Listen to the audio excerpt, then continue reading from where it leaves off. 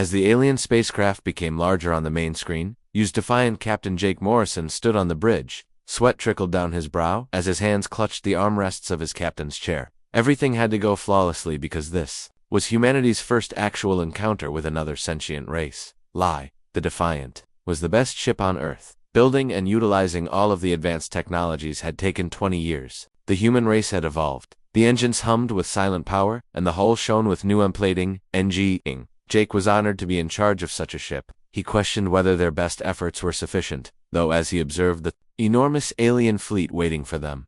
Dr. Lisa Grant raised her head from her station, and pallid face. Commander L Alien G57 Alien Vessels is my ID. The tiniest one is smaller than us. The paused, she stopped and looked at Hiag again. MENTS once more. Bigger than any boobolt is by bigger. Jest. I've never been slow. I slowly nodded. Despite their seeming dominance, the Zephyrian Empire called a meeting. Their power, the armaments on board each alien ship appeared to be not technological. Human technology, Kahoo holes, S and M. Strange energy readings, some of the ships and their hulls appeared to be glowing in the twilight. The inner light. Sam Rodriguez, the communications officer, is seated. His seat, EC sir, we will be receiving a transmission ship, sir. Want to see TASC screen dotted on the screen? The lead ship to talk. Jake gave the order. They flickered and flickered, and then abruptly found themselves staring at an alien face.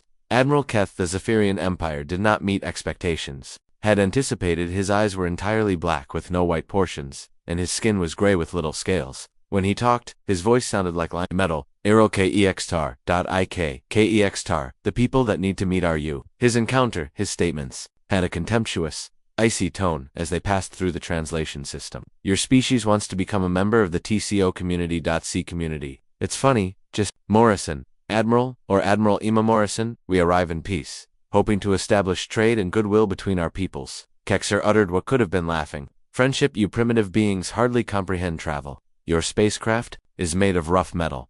There are electronic devices. What are you able to provide us with? The Alja JLJ and additional Zahirian ships formed up around Jake. Efficient weapons were shifting to aim at Jake's ship. As his staff moved anxious stations, knowledge, culture, and the possibility of peaceful cooperation, he responded by attempting to remain steady. In less than a year, you have gone among the stars, and no LEBL black.xar. Single quotes as black eyes seem to sparkle your years for 10,000 years. We have governed space. All of your civilization is made up of kids playing with toys that they don't understand. Dr. Erstand, Dr. Grant frantically whispered to Jake, Commander, when they charge, I'm seeing enormous energy accumulations throughout their fleet. Even though Jake felt like he was racing, he maintained his express. Admiral, there was no fifitai. We came to Tototak to fight and discuss We Shall Stars remarks using language that others would understand. S smile. Uel grin. We'll talk about the words. The URL Su surrender. You render. The Empire will establish a colony on your world. You will expand your resources, personnel, and airvius. Expansion. This is a negotiation. This is our way of telling you what will happen. The quiet bridge of the Each member of the human team gazed at the television in disbelief. They had come looking for camaraderie and attention. Conquest. Jake has a confirm voice, but refuse. We decline. T-head. Kextar refuse. Add, don't you comprehend? You comprehend. You choices selection. Your weakness in this situation is weak. The tech NPR primitive.rim at IVE that you use your military is ridiculous. Perhaps, Jake stated, we could easily destroy your entire universe, but we still refuse to. Darkened was the alien admiral's ex to Darkened. Then, you will act as a model for other rudimentary creatures that may consider opposing us. Every ship exhibits force and strength. Destroy humankind's vessel with id fire. The Zephyrian fleet fired. Streams of superheated energy were blasted toward the defiant moon by plasma cannons. Flarloff, the human ship's shields, surrounds the ship with a blue bubble of protective energy. It briefly appeared as though they might hold. Then the actual barrage started. The extraterrestrials had been shocked. Returning, their first glances were gentle as they now released weapons. Kindly, the defiant shields instantly started to malfunction. As system after system reported damage, warning sirens sounded across the bridge. Engineer Tony Martinez shouted, Shelds at 30%. Hull breaches on decks 7 major fluctuating. Eating as the ship trembled with undesasso, Jake held on to his chair. Assault. He saw Kexer on the screen, observing with delight as the human vessel was separated. Come, Dr. Grant, she said in a voice full of anxiety and excitement. I'm picking up on something using long-range sensors.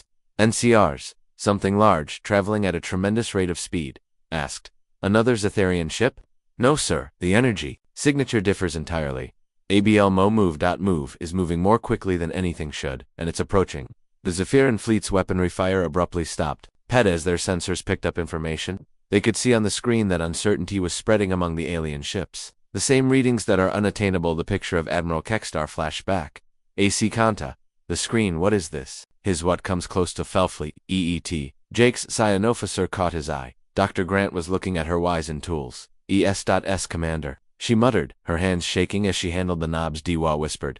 G-ing. G is enormous. Enormous. Larger than their whole fleet. Additionally, it seems to be tearing up space with the way it moves.